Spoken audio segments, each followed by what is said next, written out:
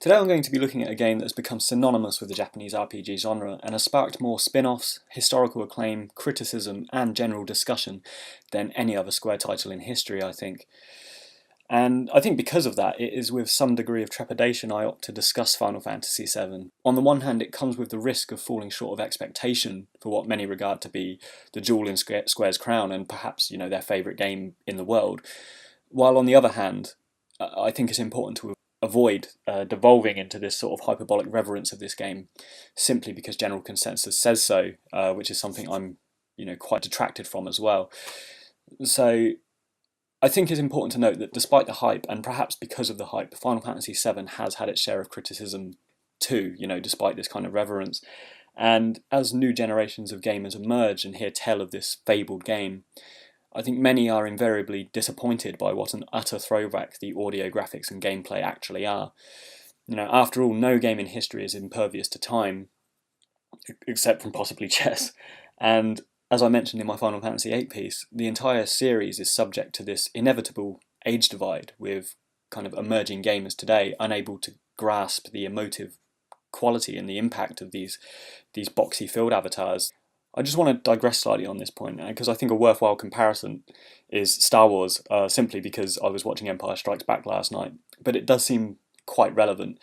For example, if we say Final Fantasy VII is Empire Strikes Back, then we could say that Final Fantasy XIII is Attack of the Clones, and what I mean by this is Final Fantasy VII has this insane legacy today. It has this quality of concept, but actually a very dated delivery in terms of its aesthetics.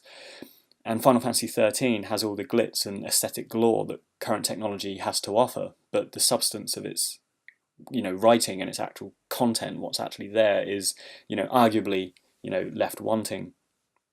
Another core criticism of Final Fantasy VII is Square's apparently insatiable desire to capitalise on this instalment, for all it's worth. Initially, I think fans were probably quite receptive to little curios like the Last Order anime, and it offered a really unique look and interesting insight as to what happened at the Nibelheim reactor. But the constant releases across numerous, mediums and devices has for many, I think, grown quite exhaustive. Characters like Zack, I think, subsisted very well in the popular consciousness because he was so enigmatic. Characters were almost ghostly precursors to the core story, and it's like this kind of past. It's just really good world building for the actual Meteor full storyline that we play in 7. So embellishing these enigmatic kind of periphery characters with installments such as Crisis Core, it does have this whiff of money spinning about it, whether or not that was indeed the case. Furthermore, and most frustratingly for me, it requires fans to keep purchasing periphery consoles and expand their purchases across a range of mediums to conclude and keep up with this increasingly verbose and sprawling narrative. And the fact that Final Fantasy has numerous Japan-only releases only compounds the frustration with those that were, so invested in the initial release and story of this game and the characters therein. And finally, actually, just noting on the characters, I'd just like to say, actually, I'm not ranting here. I do love this game, but I think it's important to note these initial criticisms. With the characters, once upon a time, a glimpse of Cloud Strife was like the quintessence of awesome, and seeing these characters was just like, yeah. And now it's kind of almost passé because I've seen him in so many iterations across so many kind of releases. I think it has almost accidentally tarnished the appeal of the original 1997 release, and I think the reason there's been so much revisionist criticism about how good Final Fantasy VII really is because people are just so tired of seeing these kind of releases and Cloud Strife in various iterations.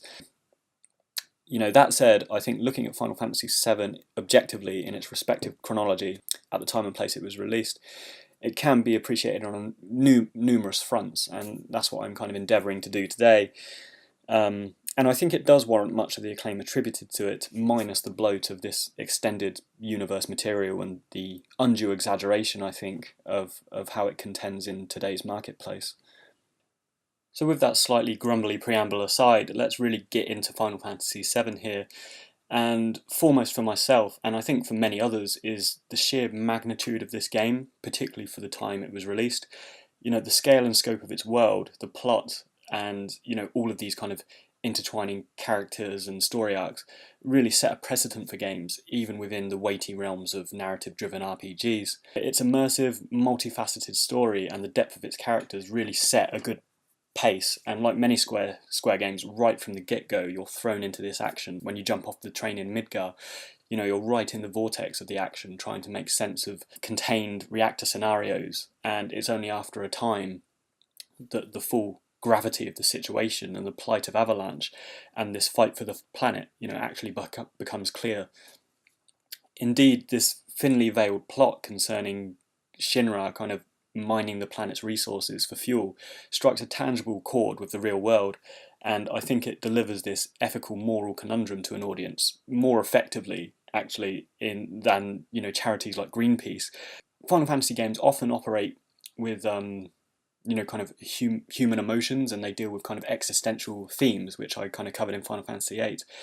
But Final Fantasy VII strikes a real tangible chord with reality in terms of this fossil fuel sort of usage of Shinra in the guise of Mako energy. Just on a personal note, I really think this kind of made me aware and kind of conscious of renewable energy versus fossil fuels and stuff like that at quite an early age, simply because of this video game. So yeah, Final Fantasy deals with themes that are really actually quite poignant and relative to the real world counterparts, such as mining for oil and that sort of thing. This kind of macrocosmic story arc runs in tandem with, as is often the case, more existential plights of the individual. In this case, we have the protagonist Cloud Strife. So we have this fantastic intertwining, dual narrative between the microcosm of Cloud's plight and the plight of his tertiary party members, and also this massive world-shattering meteor crisis that is kind of prompted by Sephiroth and his antagonism towards the Shinra and the world at large. And of course, kind of tertiary to the main action, we have a wealth of mini-games and side quests in Final Fantasy VII. And although they're not unique to this title, I think Final Fantasy VII in particular really went to town with the side quests and the mini-games, particularly, of course, the Gold Saucer. But this concept of a game within a game, where you can kind of play the motorbike chase on the arcade and you can play the snowboarding game on the arcade, I think they implemented this concept really well. And with the Gold Saucer being its own kind of ecosystem of gameplay and reward, with the chocobo racing and all this sort of thing, I think Final Fantasy VII just really was the best and most extensive use of mini-games and chocobos we've seen up until the present day. I think Final Fantasy 15 is proving the most pronounced competition with its revival of chocobo racing and breeding and customization, but also 15 kind of plays out like an Elder Scrolls game almost, where you have these side quests taking place all around the world. Another aspect of Final Fantasy VII that was immediately obvious and innovative, and you see it right from the get-go, was of course this switch to 3D, and this resulted in quite a jarring but ultimately I think somewhat endearing juxtaposition between the quasi-realistic pre-painted backdrops and these vibrant boxy avatars that we kind of control in the field screen and the world map. So this style of graphics was a far cry from the 2D top-down tile graphics we see in Final Fantasy VI and its predecessors, and I think it was actually quite controversial at the time, and Square were kind of somewhat reticent about doing it. But yeah, it was certainly something that I noticed when I first played Final Fantasy VII as well. I mean, I was about 10 years old. The only other franchise I'd noticed that did this was Broken Sword, which kind of has your pre-painted backdrops and then a sort of obviously animated kind of avatar that you're controlling around the screen. But yeah, I just think it was a very interesting thing to do, and it just shows what a milestone, again, that Final Fantasy VII was in terms of the chronology of JRPGs up until this point. But what we also see in Final Fantasy VII in terms of its graphics is the introduction of FMV sequences, and this kind of started the trend which kind of persists up to today, which is where aspects of periods of gameplay are paid off by these excellent animated scenarios. And even though kind of looking back and seeing how clunky and intermittent the FMV sequences are in Final Fantasy VII, sequences like the motorbike scene when you escape from the Shinra Tower and the Depth of Ares, play out very well in popular consciousness of video gamers, and I think the Final Fantasy VII Remake is obviously going to make these fantastic, or at least one would hope, but again, in the context of the time, we get these fantastic payoffs that, set a milestone and a precedent for how JRPGs are played out, and how you kind of get this degree of reward, as you're playing through the story.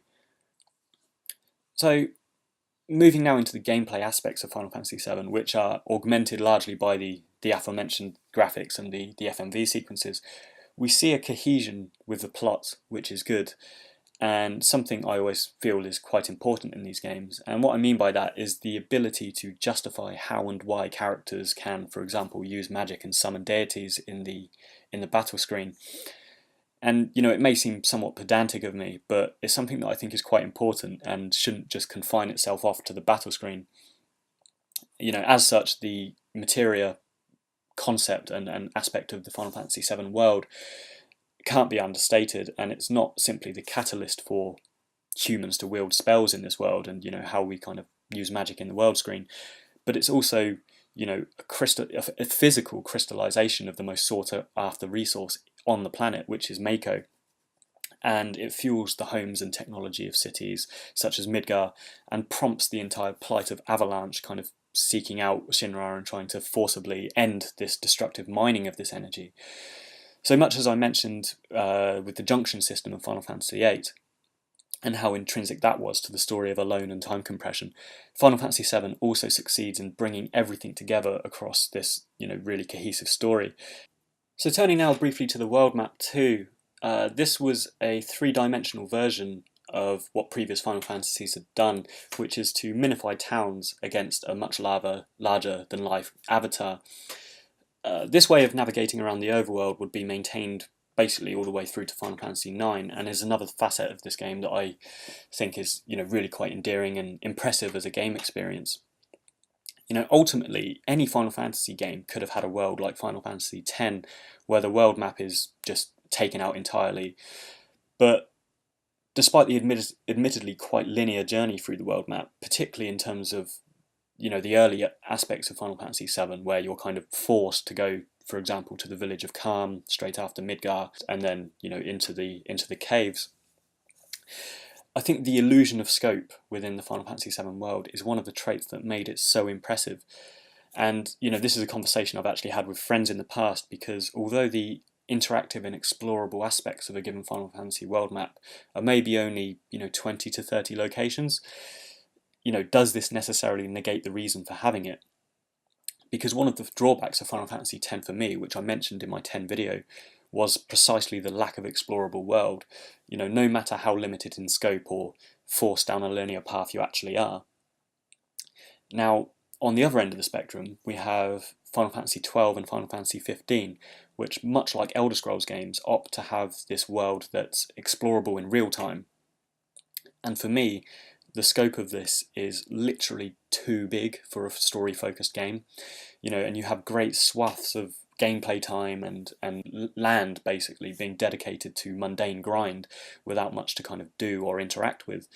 But because you're in real time and the world map is the same size as your character, you're forced to traverse this at a realistic pace. So I think there's a balance to be had that games like Final Fantasy VII did very well, where you have the illusion of scope and explorability and a minified world.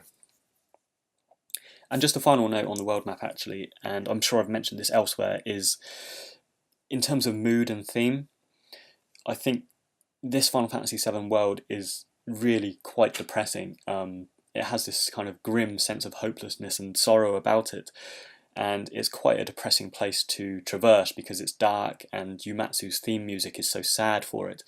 But again, this is no fault on the part of Yumatsu or the developers, but rather it's a conscious choice, and it's reflective of this world that's been so kind of abused by war and the Shinra.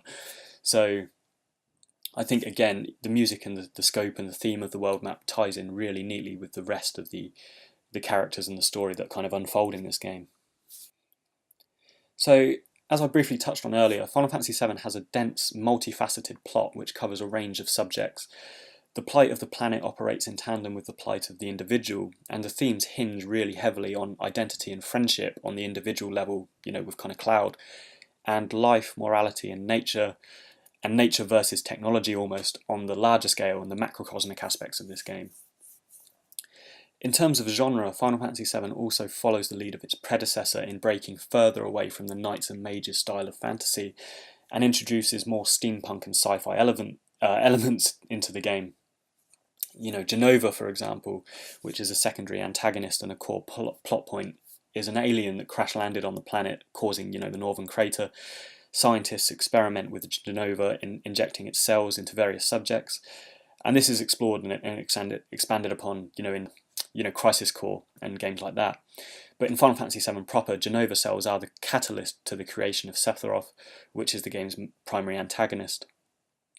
So it's plot points like this that show the sci-fi leanings of the game, and along with Shinra mining for the planet's resources, I think it shows the recurring motif of technologically advanced cultures manipulating nature at the expense of more tangible and essential aspects of being, such as the human soul and the natural course of the planet's life stream. A harrowing scene that kind of iterates this really quite well is the experimentation on soldiers at the Nibelheim reactor, and we see the kind of monstrous side effects of this, which is shown in a brief FMV. So to this end, as I've mentioned before, Final Fantasy VII is a really great advert against fossil fuel usage, and I genuinely feel that it has shaped my formative years to be conscious of non-renewable energy, wastage, and the impact we have on nature. The personification of the planet is an excellent plot device and really kind of enforces this quite well. As Bugenhagen explains in Cosmo Canyon, that if you listen carefully, you can hear the planet kind of literally crying in pain, and refers to the life stream as the planet's blood. So giving the planet a quasi-sentience augments the damage and immorality of the Shinra by mining it, and strengthens the resolve of the player to continue along as Cloud and Avalanche in trying to stop them. The juxtaposition of technology versus nature is also really evident in the other cultures that we encounter in Final Fantasy VII. Cosmo Canyon is a more spiritually inclined society with clear inspiration taken from what we know about Native American tribes before Western settlement, and Wutai is also a quintessentially Japanese environment with leanings towards Buddhist and Shinto belief systems. Not to mention a history of war with Shinra, which echoes the real-world economic sanctions and military stalemate with America and Japan, where it was finally kind of forced to concede its borders to trade in the 1800s. So these two settlements serve to emphasize the difference between those invested in nature and the spirit and those consumed by wealth, commodity, and technology, namely the elite of Midgar and the leaders of Shinra. Some reviewers and articles I've read have posited that Shinra is like a thinly veiled metaphor for America and its kind of ruthless capitalist agenda throughout much of the 19th and 20th centuries. But personally, I think that's slightly misguided and quite mean, particularly when we've seen instances of aggressive economic and military expansionism, dating back through history from the British to the Romans. And I think it's simply the mindset and the model of monopoly capitalism that's been utilised by Square, rather than any kind of tangible references to real-world states or countries. Digressing slightly on this, there are some other real-world references that aren't overtly American that could be applied to the Shinra. For example, the idea of hunting for a promised land, this unknown and supposedly enriched continent, really reminds me of a book I read about the British hunt for the holy city of Lhasa in Tibet, and this was basically undertaken through much of the 19th century, concluding in the invasion of Tibet in the 1900s. So, yeah, prior to the British kind of invading Lhasa, there was much talk of it being this holy land of gold and resources and mysticism, much akin to how the Shinra see the Promised Land, and Rufus kind of being intent on discovering it. Now, turning to focus on Shinra as a company, it's really quite interesting to see how it's representative of this idea of the mega corporation, a company that started out simply as an electrical provider, but proceeded to kind of ruthlessly expand into other territories and subsidiaries. It's not unlike some of the super corporations we have today, such as News Corp, Coca-Cola, BP, and Google. And while these companies aren't exactly funding their own private militaries, Shinra presents an extreme, albeit fictional, example of what can happen when a company owns a monopoly on a given resource or necessity. If Shinra stops producing Mako energy, the majority of people in the developed world, particularly Midgar, will be plunged into the Dark Ages. This alone is bad enough, but the ruthless president Shinra is representative of the cold, overtly money-driven individual whose only language is power.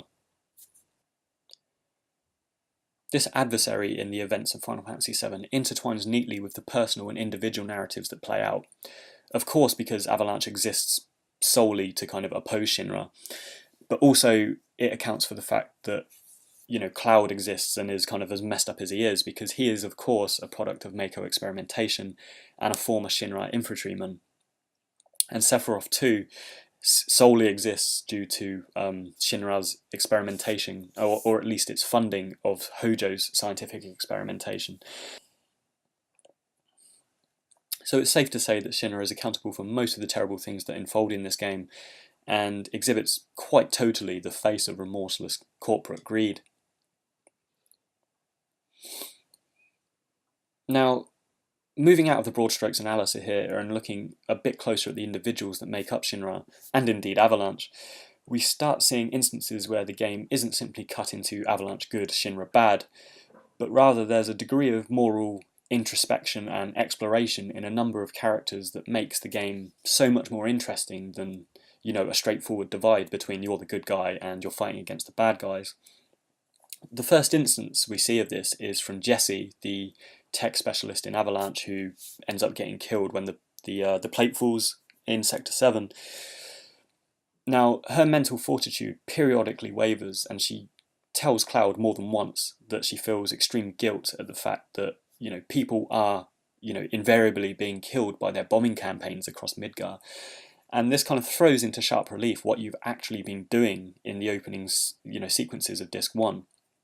And despite Barrett and his constant monologues about saving the planet, in practice it's not quite the noble agenda that he's trying to make it out to be. And I think it's also noteworthy that the Avalanche label drops away quite soon after Cloud takes control and the main party is built, because the connotations of Avalanche as an organisation are almost as destructive as Shinra in a lot of ways.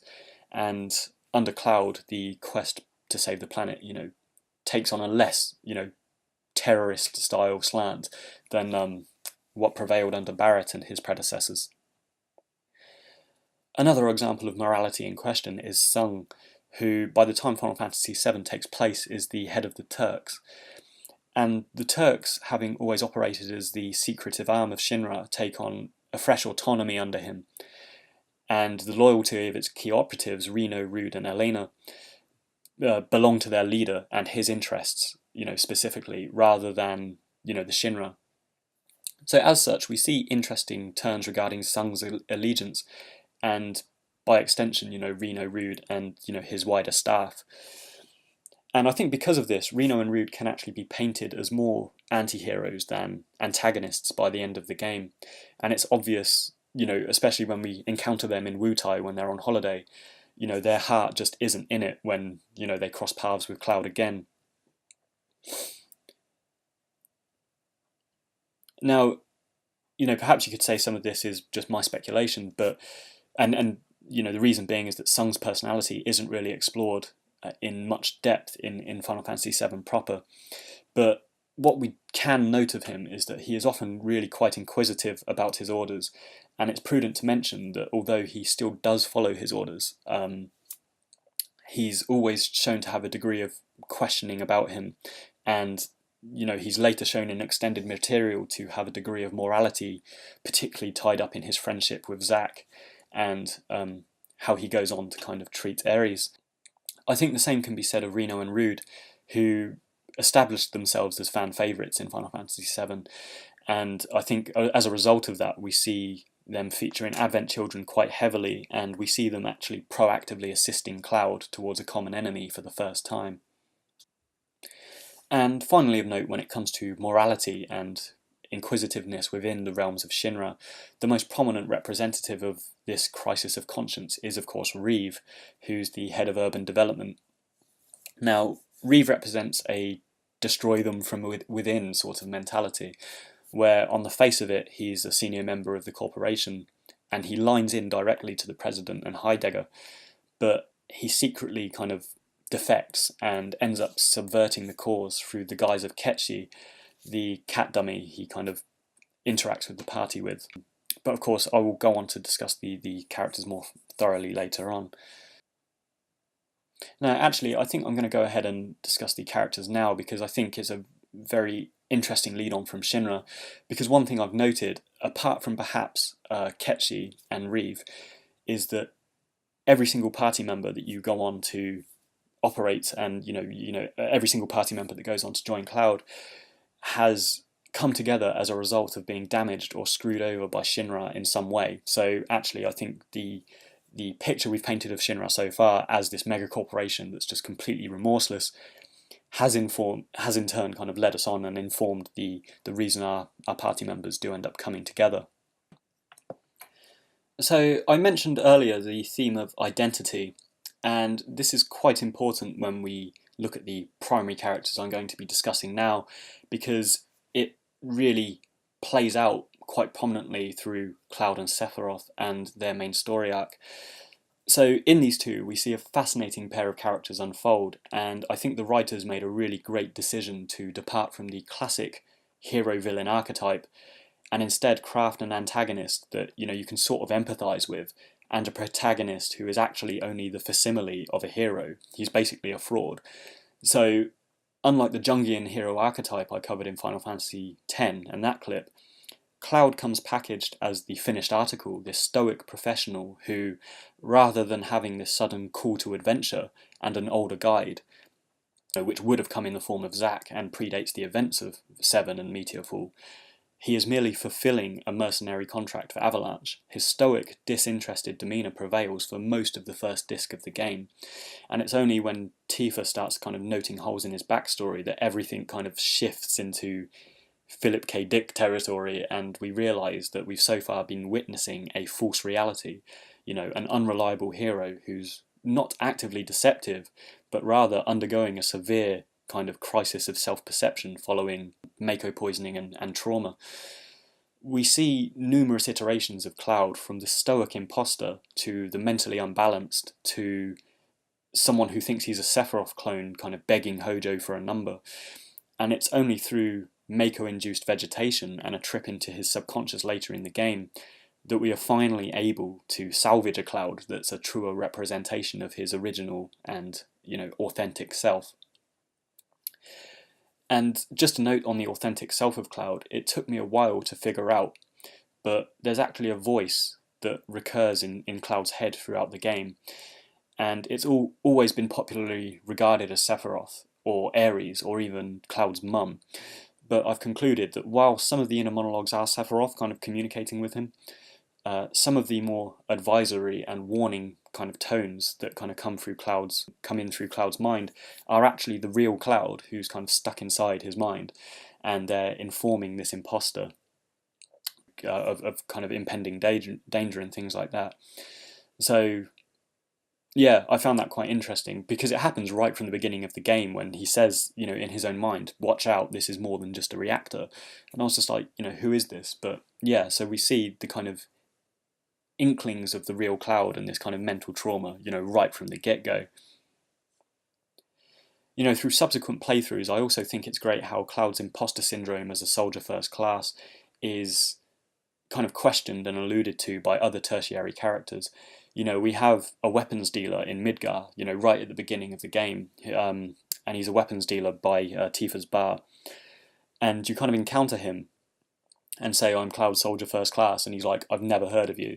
And even when you have your first encounter with President Shinra in the reactor, he kind of shrugs off Cloud and he's like, I literally don't remember who you are. So, that's quite interesting to see, and it is this kind of subtle nod to, things not quite being what they seem. Now, Cloud's self-denial is interesting in that in many ways it serves as his primary antagonist and foil rather than Sephiroth. At the beginning of the game, and largely throughout, Sephiroth is merely an illusion. He's this idea. He's a guy in a black cape that is always kind of one step ahead. So, in many respects, Cloud is chasing his own dilemma rather than a tangible Sephiroth who remains in stasis at the northern crater until basically the end of the game. And this is fascinating because, in actual fact, the two primary characters are, for about 70% of this game, existing as fabrications. They're doppelgangers, they're illusions, and they're hangovers from the events of Crisis Core, pretty much. So yeah, I think that's kind of really interesting that is in fact the case with Final Fantasy VII. And the fact that the main obstacle to our hero is his own existential dilemma is refreshing, and it's basically one of the things I think sets Final Fantasy VII apart from other installments. It took this profound turn into the introspective aspects of being, rather than external events that provoke a call to action for a group of heroes, which up until this point had been the standard fare for an RPG of a Japanese persuasion. Now, Cloud's identity and this adopted persona can be triangulated, I think, by three key figures. First, and often overlooked, is Tifa. The entire endeavour of Cloud joining Soldier, or trying to join Soldier, was a reaction to his social context during childhood. We quite literally have a girl next door scenario who he desired but was reluctant or incapable of obtaining. And this was the catalyst, I think, for his decision to try and emulate Sephiroth. Now, Sephiroth embodies everything Cloud lacks, fame, charisma, physical and mental aptitude, and is basically a deified Ubermensch, and Cloud feels that, becoming this would earn the attention and respect of his peers, and specifically Tifa, who we often see kind of fawned over by the other children of Nibelheim. And, by comparison, we see Cloud kind of brooding and internalizing, on his own. So it's safe to say that Tifa prompts Cloud's journey to Midgar in an effort to become Soldier First Class. Now, the second character to inform Cloud's identity is, of course, Zack, in a very literal way. Everything from his look to his mannerisms are the template for who Cloud wishes to be, and eventually does fraudulently, become. Crisis Core shows us Zack as a successful and increasingly famous up-and-coming soldier, but the original game doesn't, Meteor Fall, Final Fantasy VII proper, doesn't give him that much elaboration. Our knowledge of Zack comes from flashbacks and passing comments, such as from his parents at Gongaga Village, and most significantly his rescue of Cloud at Nibelheim. So these flashbacks bridge Cloud's past with his present and how he came to be in possession of the Buster Sword and indeed carrying out mercenary contracts for Avalanche. Now, the sword and the mercenary profession are, of course, Zack's legacy being lived out through Cloud, who at the beginning of the game is essentially an abrasive blank slate personality and just a ghost, like a facsimile of Zack's hopes and dreams, which were discussed in the flashback when they're in the back of that truck and Cloud's basically in a Mako-induced coma. And the third character to inform Cloud's identity is, of course, Sephiroth.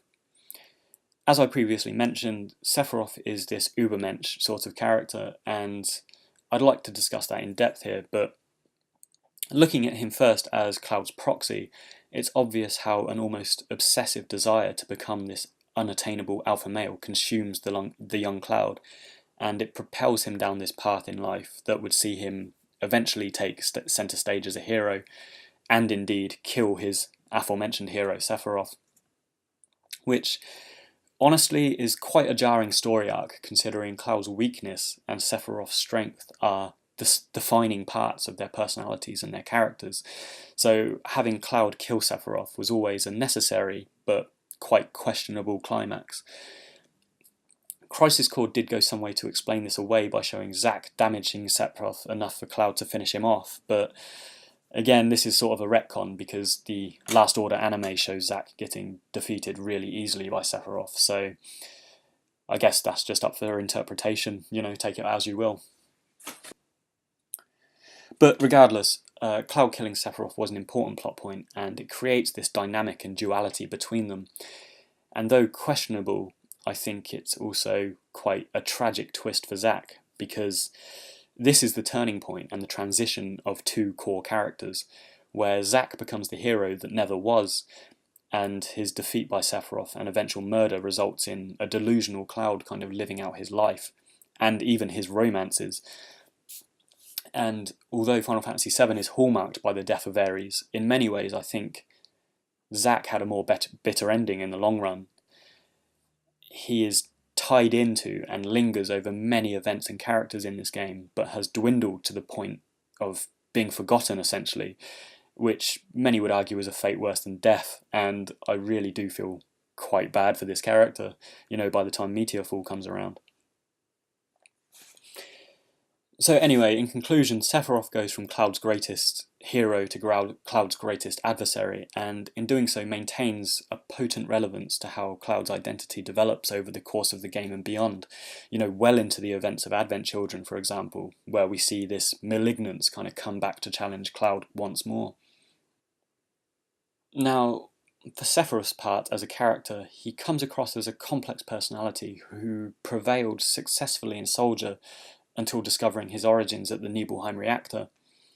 Efforts to humanize him are used to really great, albeit subtle effect, such as the idle conversation that takes place in the truck on the way to Nibelheim. It's a great device for kind of crafting empathy for this character, and it also brings him down to earth in a lot of ways, which simply haven't happened with other Final Fantasy villains. Kefka, Ultimisia, and Kuja, as the closest canonical examples, all exert this degree of theatricality and bombast that fit into a camp stereotype sort of villain. But Sephiroth comes packaged as overtly humane. He has a sense of humour, he has a genuine, although quite stoic, compassion for his comrades, and a climactic episode of mania shows him really grappling and trying to rationalise his identity and rationalise these origins. So it shows a degree of logic and reason about him that make him very human, that obviously kind of erodes nonetheless, because of course he finds out this terrible thing about his birth and his conception. Another aspect of Sephiroth that comes across clearly is this stoic detachment from those around him.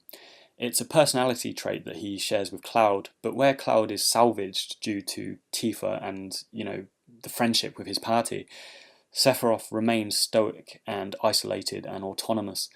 Nobody attempted to save him while his insanity kind of manifested in the Shinra mansion. And this is another reason why I think we can sympathise with him in some ways.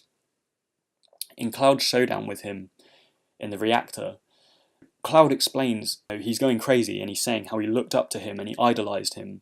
But this is not the same as being friends with someone, There's always been a necessary divide between those with power and those that aspire towards it. And this is the great tragedy of Sephiroth. As someone who was peerless, even among comrades like Genesis and Angeal from Crisis Core, there was nobody truly who could emote with him on the same level as him. And on a final note, I think Sephiroth's strength and inhuman abilities are presented fantastically in the game. The way people discuss him and this almost mythic status, for example, Cloud noting whilst looking at the dead President Shinra that only Sephiroth could wield the Masamune sword. This combined with how he appears in battle, in the flashback sequences, and finally how he manages to manipulate Genova cells in the Shinra Tower to manifest a clone of himself through sheer force of will. I think the sheer aptitude for violence and unearthly manipulations and sci-fi aspects of his character contribute to this mystique and overall appeal in the game. And I think it's why he's probably such a popular, antagonist and wins all these awards for best bad guy in video game history and whatnot, because, it's just absolutely fantastic how they craft this mystique and this intimidating aspect to his character. So, turning now to look at the rest of the characters that comprise this game, and starting with Tifa, as I mentioned her briefly already, we have an interesting tangle of personalities and personal story arcs that overlap and contend with one another. Perhaps the most obvious is the case of Tifa, because it seems that she's predetermined as Cloud's love interest from childhood right up until Ares enters the picture. And where some might interpret this as a jarring and, counter to the idea of fated romance that persists in other Final Fantasy games, I quite liked it, and it was clearly intentional, as Square made a big deal out of offering Cloud the chance to flirt with either of these respective characters and take one of them out on a date in a humorous side quest. So, as far as romantic foil goes, Tifa is a break from the Final Fantasy mould. She's strong-willed, she holds her own in most situations, which makes her somewhat relieving from the self-depreciating and male-reliant heroines we find in most other games. And there's also a pang of pity for her, because she really does take great strides trying to salvage Cloud, and she clearly has, affections for him, but despite all this legwork, including delving into his mind, when he's in that Mako-induced vegetation, she doesn't end up with the romance she deserves, which is evidenced, in the detachment between her and Cloud that we see 2 years later in the events of Advent Children. Compared to Barrett, Red, Yuffie, and other characters, it's also noteworthy that Tifa has less gameplay segments dedicated to her own personal backstory. And this is because, again, her past is so intertwined with Cloud's that all of his flashbacks to some extent feature events that shaped Tifa's formative years as well, and enforced her resolve against Shinra and Sephiroth. For example, we see her father murdered at the Nibelheim reactor and her village burnt to the ground. We have fleeting references to characters that shaped her persona, such as Zagan and the Children of Nibelheim. So there's plenty of character development here, and Tifa is more than just the catalyst to identifying Cloud's false personality, because she has all this depth to her plight as well. But saying that, it's also important to note that, particularly by the time the game takes place, Cloud is the most significant person in Tifa's life, and many of the things he's forgotten, such as the promise made by the well, she acutely remembers and reminds him of, because of that shared history and emotional attachment to him. Indeed, during Cloud's flashback segment at the village of Calm, and if you choose to sleep in Lower Junnan, where you rescue Priscilla, you see these kind of questioning kind of aspects, and you see a bit more depth to her character because she's questioning these aspects of Cloud's past that she subsequently fills in. So yeah, she's extremely relevant to Cloud, but she also has this shared history that kind of informs how her own formative years are shaped too. Next, I think it's worthwhile to talk about Ares, as she's a significant character and bridges many of the scenarios and characters of the past with the contemporary events of Final Fantasy VII. Much of this is arguably retconned or developed post-Final Fantasy VII's release, such as the affections of Sung towards her, but there are certain aspects of Ares we know for certain, such as her relationship with Zack Fair, and this offers Zack's past and Cloud's imposition as Soldier First Class a bit more context.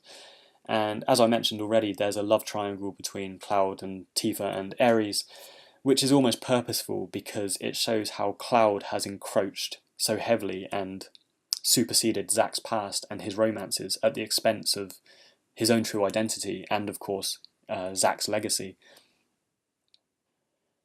In terms of her role in the game, Ares represents the yin to Sephiroth's yang, where Sephiroth wields dark forces, quite literally using black materia and summoning Meteor. Ares represents the lightness and wields Holy, which is the macrocosmic world-saving counter to Sephiroth's carnage. These two represent very conventional extremities of good and evil. And one of the things that makes Cloud so interesting as the hero is how, rather than embodying goodness himself like Ares does, he straddles the realms of both on his journey and is more a pawn than an architect of a given endeavor, particularly at the beginning of the game when he's just taking contracts for Avalanche and being controlled by Sephiroth. Ares' backstory, like Tifa's, is another that doesn't warrant its own gameplay segment, like Cosmo Canyon for Red 13 or Coral for Barrett. And much of the explaining for Ares' past is found through flashbacks in discussion with Elmra, I think her name is, and little bits of kind of fleeting exposition that we find at the Icicle Inn, for example, and in the Forgotten Capital. Her pursuit and capture by the Turks and attempted experimentation by Hojo on Disc 1 highlights to Cloud just how sought after she is by Shinra and her significance as an ancient and as the last surviving ancient. So, as this, ancient sort of being, Ares embodies the oneness with the planet that juxtaposes Shinra's greed and Sephiroth's desire to destroy it. Now, one of the historically kind of milestone moments of Final Fantasy VII, and one of the most significant aspects of Ares' role in the story, is of course the fact that she dies. It's popularly regarded that Hironobu Sakaguchi's testament to life and the finiteness of being is incarnate in this game due to losing his mother during the game's conception. But in terms of Ares' death and its progression of the story, I think it's quite fitting to have occurred as and when it did. Firstly, it adds clarity to Sephiroth's ruthlessness, and where many Final Fantasies have shown the deaths of innocent people, they've never done it to a main party member in quite an abrupt or remorseless fashion. It's a really good FMV sequence for the time, and secondly, it resolves the love triangle angle with Cloud and Tifa, which realistically would have been getting quite tiring if it progressed beyond this point, and it basically had to end at some point and had its payoff with the Gold Saucer date anyway. So for my part, I think from a story perspective, Ares' death was good. I didn't find myself crying over it, as some fans have kind of said they did. Ares is important to the storyline, and overall she's a good character with an interesting backstory. But some of her more outspoken and impulsive characteristics were quite tiring for me, and I don't think an entire game could be carried by a character like that. And just on a purely subjective note, between the two love interests, I did prefer Tifa, as she was much more thoughtful and reserved in her demeanour, which I appreciate in people generally. So as I've said, Ares is a fantastic character, and I think the plot device of her death was incredibly important and necessary for the successful delivery of this game's story. Moving now on to Barret, who prevails as one of the most impulsive and headstrong members of the party. He's the classic secondary character who begins as a guide and leader and later steps into the background as a hero, takes centre stage. Barret is great at propelling the story and agenda forward because he's frequently outspoken about how Shinra are destroying the planet and making things worse for people, and it's these outbursts that consistently set the tone of the antagonism between the party and the Shinra early in the game. The interesting thing about Barret and these outbursts, however, is when things take a turn into his own past, we find that things aren't all that they seem. Rather than being an eco-warrior who cares about the live stream, Barret is using this agenda to wage his personal vendetta against the Shinra, who, it turns out, destroyed his town, his livelihood, and killed his wife, which they did in a response to a suspected sabotage of the newly built coral reactor. We also discover in the desert prison that even Marlene, who Barret refers to throughout the game as his daughter, is biologically his best friend's, the character of Dyne, who is revealed to be alive, but mentally and physically damaged from the events that took place at Coral. And he's essentially just become an extremely nihilistic individual who we have to fight, and who eventually commits suicide in despair. So whether you find Barret annoying or amusing at the beginning of the game, we do eventually see a glimpse of these traumatic events that inform his character and permanently changed his personality to become how it is. And rather than being a brute with a humorous juxtaposing soft spot for his daughter, we see a man carrying a weighty guilt around with him, and Marlene is the avatar of his regrets and the focus of what he hopes will be his redemption, by successfully raising her. And by comparison, Shinra become the focal point for his rage, and where his negative emotions are, always channeled throughout the story. So for my part, I think Barrett's story is an interesting one, both in terms of his societal conditions and the friendship-turned-feud he has with Dine.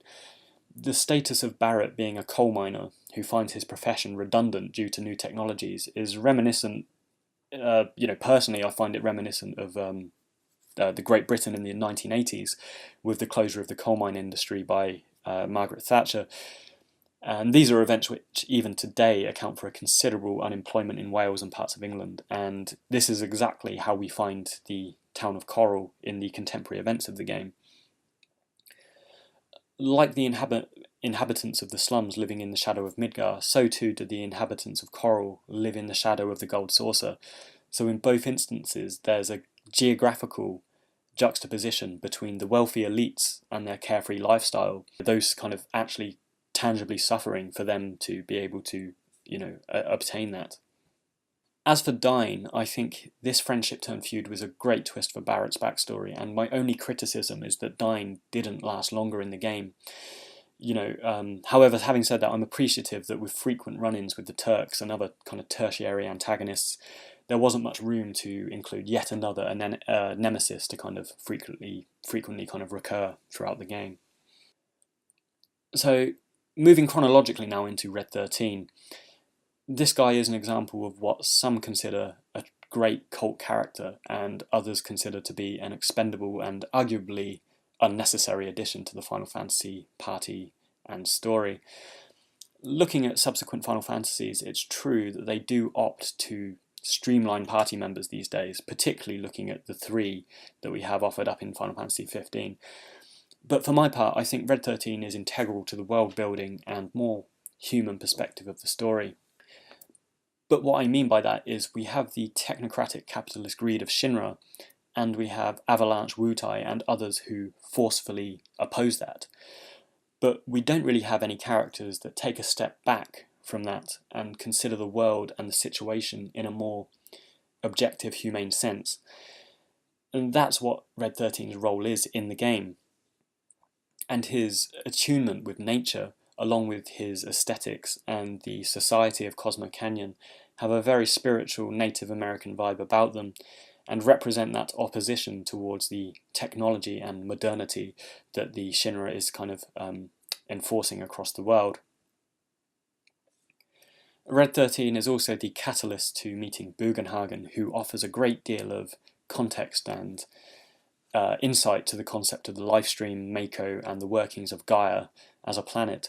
So again, we have a lot of world building taking place here, and we wouldn't otherwise kind of have this if Red 13 wasn't integral to the party. And finally, Final Fantasies do of course have a penchant for non-human characters that admittedly were absent in 8, 12 and 15, but it's a nice dynamic to have this motley party of characters from different backgrounds, and even if Red 13's creation was simply a challenge for the programmers at Square, which I think it's written somewhere that it was, I think he's a worthwhile character to have included in this game. Speaking of non-human characters and turning to Ketchi now, who I've already covered in some depth, I think the nature of a Shinra operative working clandestine against them is an interesting story device, as it shows the characters in this game can't just be split into good and bad, but there's a degree of morality and questioning about them. Another example would be, actually on this note, there's a villager in Calm who exclaims how wonderful Mako energy is, and it fuels their home and supports their business and stuff. So I think that's actually quite interesting, because what we're seeing is in the villager in Calm who loves Mako energy and the Shinra for providing it, we're seeing a conventionally good person who sees advantages in the bad. And conversely, in Ketchi, we're seeing conventionally bad people who are seeing the plight of the good and trying to act on that. So it's a realistic layer of complexity in the fact that Shinra is indeed making the lives of ordinary people easier, despite being kind of totalitarian with their rights and resources. And many of those within the business, and specifically Reeve in this game, come to acknowledge how this can be considered and is actually a bad thing. Now, Reeve as a person is only seen a few times in the game, and he's usually in a meeting or taking orders. He's not really given much exposition until later, where we see him featured in Dirge of Cerberus, but his inner turmoil at being this bureaucrat in this kind of machine and his later desire to take action after meeting the party do make him quite interesting. And Ketchi as a character is obviously completely bizarre, and a number of questions about its sentience and automation still linger. But I think it's just an instance where Nomura was given free rein to design whatever the hell he wanted and opted to crowbar in the traditional Moogle design into one of the game's characters, which, I think is really cool. But regarding the story and contribution of this character at large, I have to come clean by saying that I don't think I've ever used Ketchi on a playthrough by choice. So in terms of dialogue options and discussing his wider contribution to gameplay, I can't really speak for it. I am, however, currently doing a playthrough with him and Yuffie as my main party whenever I have the option to use them, simply because I have never used these characters before, so hopefully it will open my eyes a bit. But aside from gameplay, the twist with Ketchi is finally at the Temple of the Ancients, and how, even though this is for all intents and purposes a machine being operated by Reeve, there's still a degree of significance in its sacrifice for the good of the party, so that they can get the black materia and continue on their journey. So this moment is a turning point for Reeve, as it compounds his regret at being a Shinra spy and finally shows how he switches sides to the party. It's a very conventional power of friendship sort of moment that exists in basically every Final Fantasy game, but for this particular character at this particular time it works well and concludes his quite abbreviated, story arc before he settles into the background of the main narrative. Turning now to Yuffie, we see the first of two hidden characters that feature in Final Fantasy VII, which isn't something we've seen since from Square and proved one of the more rewarding side quests available in this game. Now, contrary to popular opinion, I actually really like Yuffie as a character. Final Fantasies tend to have one character who is just really annoying, whether it's Selphie, Prompto or Eco. One is hard pushed to kind of really care about their turmoil because they're so frustratingly upbeat or just generally frustrating.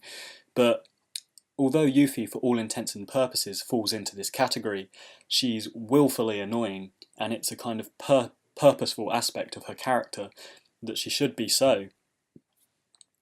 The fact that Cloud and the party find her so intolerable early in the game is alleviating to the player, because we know it's not just us being angry about this character, and it's not, just bad character design. It's actually, a conscious effort to make her character this way and this annoying.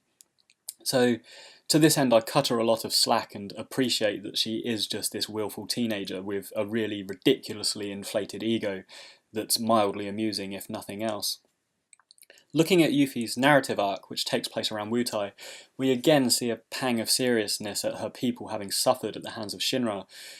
Yuffie harbours dreams of restoring Wutai to its former glory, which echoes in real-world events of, the Japanese being cowed by American trade tactics.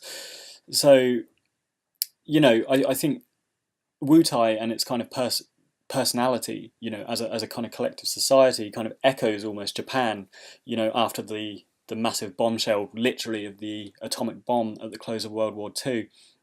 And it's this kind of wounded samurai pride that has arguably never recovered. There's some real kind of comparisons to make between that real world kind of situation and how, Shinra have moved in on the Wutai people. Lord Godo reflects this pacifistic stance that is very similar in kind of contemporary Japan, and his reluctance to oppose Shinra. Instead, he has turned Wutai into a tourist attraction to maintain the economy, which is a major gripe for Yuffie throughout the game. Her role as a materia hunter stems entirely from this desire to restore Wutai's pride and wealth, and she becomes an antagonistic one ninja army against everyone, including those in our main party. Indeed, even once she's joined the party, Yuffie remains sarcastic towards everyone, indicating that she's still considerably egocentric and self-interested, which is one of the main reasons that I like her so much. You know, most other annoying characters in the Final Fantasy series are annoying because they're trying so hard to be liked, or they're just overly nice. Yuffie, by comparison, doesn't seem to care much either way about anyone and whether they like her or not. And it shows this kind of strength of will that is entirely lacking in others. A lot of Yuffie's backstory comes from a side quest, which includes fighting these bosses in the pagoda, and it's also one of the more engaging and fun character story arcs we see in Final Fantasy VII, with decent rewards being thrown in too. As mentioned, however, I literally never have Yuffie in my party, so I rarely kind of capitalise on this reward. And, as I've said, I'm doing a current playthrough with Ketchi and Yuffie at every opportunity, just to say I've done it and to see if there's any, decent dialogue that comes from these guys. But apart from that, I don't think there's much to talk about Yuffie. She has an interesting kind of tertiary kind of side quest backstory, but again, being this hidden character, there's not much exposition offered to her, and there's not much of her tied into the main story arc because, of course, she is optional. So we can't have players missing out on core story simply because they didn't bother kind of unlocking Yuffie. The second unlockable character we have in Final Fantasy VII is Vincent Valentine, who, since the release of the game, has become more centre stage, both in Dirge of Cerberus and Advent Children. The mystique and demeanour of Vincent have made him considerably popular, which accounts for this shift in focus, I think. But really, he has such an immersive backstory that I'm not sure why he was really provided as a secret character in the first place. The only reason I can think to counter that is that there's nothing in his backstory that would really offer to progress the main story arc of Final Fantasy VII, other than to offer a bit more exposition on Hojo. By his very nature, Vincent Valentine is a relic of the past, and he's been asleep for a long time. So his agenda, which hinges around Lucretia and, all these characters that are long since dead and, the past, it doesn't quite tie in with the Sephiroth Shinra storyline, at this time, despite them being kind of closely intertwined. And also another perhaps quite dangerous aspect of Vincent Valentine's character design is the fact that he is really quite similar to Cloud, with this broody disposition. Having two tormented loners operating in close proximity in the party, would arguably be of detriment to the overall story and the cohesion of the main gameplay.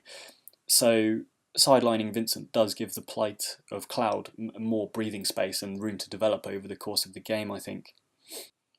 So Vincent is typical of the tall, wiry, androgynous type that's often found in Japanese pop culture and anime. He's crippled by torment and guilt over the loss of Lucretia, which prompts his exile from the world. And it's only the promise of revenge against Hojo that encourages him to join Cloud and the party in the first place. Much like Yuffie, Vincent's contributions are tertiary to the story, but his personality comes across really well in that he's mostly silent and only really speaks when there's something worthwhile to say on a subject. So thanks to this, Vincent isn't too overbearing as a broody doppelganger of Cloud, and I think he slots in quite neatly with the wider cast of characters. Now, moving lastly on to the final unlockable party member, which is Cid Highwind, depending on what order you kind of unlock Vincent and Yuffie in. But this is another interesting case where you have two archetypes working in close proximity. Barrett is a volatile, foul-tempered older guy, and Cid is a volatile, foul-tempered older guy. So these two in close proximity was something of a dangerous game for the scenario writers, but at the same time, I absolutely love Cid as a character, and the fact his anger is much less a result of self-loathing and guilt, like Barrett, but rather it's quite literally the opposite, where he has succeeded in saving someone's life. He's saved someone who was facing imminent death, and as a result of that, he sacrificed his own hopes and dreams, which he's eternally kind of indignant about. So it's kind of hilarious, but also somewhat endearing that Cid's anger is aimed at his own fundamental goodness, In terms of story, Cid is representative of the classic Final Fantasy Cid character, which is to say he's the purveyor of aircraft and introduces us both to the tiny Bronco and later the Highwind airship, which we traverse the globe with. Like most other party members, Sid has suffered at the hands of Shinra. His dreams of travelling into space are kind of scuppered at the last minute and never again considered by the company, and Sid has become really quite embittered by this. And when we encounter him in the game, he's literally on the cusp of a one-man rebellion because his hopes are once again let down by Rufus Shinra, who he thinks is coming to visit him to, reignite the space program, but he's really just trying to commandeer the tiny Bronco to get to the promised land. So Sid is the final necessary character that we obtain, and his introduction to water transport ushers us into the keystone story arc and the final segment of Disc 1. His narrative scenario is somewhat abrupt in that after a short flashback scenario we go on to fight Palmer and we escape. So unlike Barrett or Red 13, there's no real wrestling with the past that has to be done here. And saying that, the eventual launch of the rocket and the venture into space is a brilliant moment of closure for Sid because his dreams are finally realised. But another thing I also really like later on is that his savvy kind of leadership is briefly realised also when he takes over the party temporarily while Cloud is in his vegetative state. I feel that was like a really great part of the game. I wish it kind of went on a bit longer, particularly when we get to do snowboarding as Sid, which is awesome. So wrapping up on the characters, there's a few I haven't covered in depth, such as Rufus, Reno, and Rude, but these guys sort of speak for themselves and don't have much undulating beneath the surface, in terms of their contribution as anti-heroes or interesting antagonists. I think some entities unique to Final Fantasy VII, such as the array of weapons, particularly Emerald Weapon, which was a massive ball ache to beat, I think they contribute to fleshing out the world and story, but aside from that, there's not really much else to cover with them. So, having discussed the kind of characters and story of this game, I want to wrap up, but briefly, I think it's worth kind of discussing the remake of Final Fantasy VII as it currently stands. I mean, it's subject to a lot of speculation right now, and having recently played through the original, and I'm currently playing through a new game of the original as well, I'm genuinely interested to see how they deliver a lot of this content. Aspects of the game, such as Cloud dressing up as a girl to access Don Canio's mansion, playing the arcade at the Gold Saucer, and even visualizing some of the weirder looking characters such as Bugenhagen and Ketchi. These are all memorable aspects of the original Final Fantasy VII, and I think they'd be both necessary and interesting to see rendered in today's technology, particularly in the more third-person, over-the-shoulder style of Final Fantasy that we've seen in Final Fantasy 15 and Kingdom Hearts. So it seems that Square is kind of erring towards this gameplay now. In terms of gameplay, I've been a long-time retro fan, and personally I'd love to see a return to the old-style turn-based battle system. And by that I don't mean necessarily the turn-based kind of side view that we get with 7, 8 and 9 and 10, but I'd at least like to control the full party, which you don't get with Final Fantasy 15. So, the closest thing I can think is perhaps Final Fantasy 12, but of course I'm 99% sure this won't happen at all. I think the best thing we'll see in terms of going retro with the battle system is possibly, I have a feeling that maybe in the Gold Saucer, the Battle Square, they might do a throwback gesture and render the Battle Square sequences in the traditional turn-based manner, as a gesture to old school fans, which I'd be happy with, but I don't think we can expect much more of a throwback than that. Which is a shame because I think, the definition of a JRPG has rapidly disintegrated over the past 10 years, and we're playing what are essentially, action games. Playing 15, I do feel like I'm almost in a more whizzy version of Skyrim, so I think this is probably why Square's having to make a deal breaker with the Final Fantasy VII remake in the first place, to be honest. I mean, that's a lot of speculation, but there we go. I think their RPGs have really been suffering. So in terms of story, I think this is where Final Fantasy VII will either perform really well or really poorly, and the reason being is that without a doubt they're going to try and incorporate allusions to all the tangent plot lines introduced in additional material, such as Angeal, Genesis, more about Zack, more about Lazard, Zung's backstory, Vincent's backstory that informs, Dirge of Cerberus, and maybe even more allusions to stuff like Geostigma that we find in Advent Children and that sort of thing. So there is scope to introduce a lot of this stuff, particularly as Square have suggested they're going to release the content in chapters. But this leaves me wondering whether it's going to be a kind of epic mess that loses the cohesion of the above themes that I mentioned earlier, or whether it might actually pan out really well and bring all these disparate story arcs together as a cohesive whole, which is something that remains to be seen. But I think it's prudent that, you know, all the glitz of seeing Final Fantasy VII rendered in modern technology and the quintessence of its success and legacy rides on themes, story, and character. So to ignore these has often been the case, as has often been the case with recent games, will be done so at Square's own peril, I think.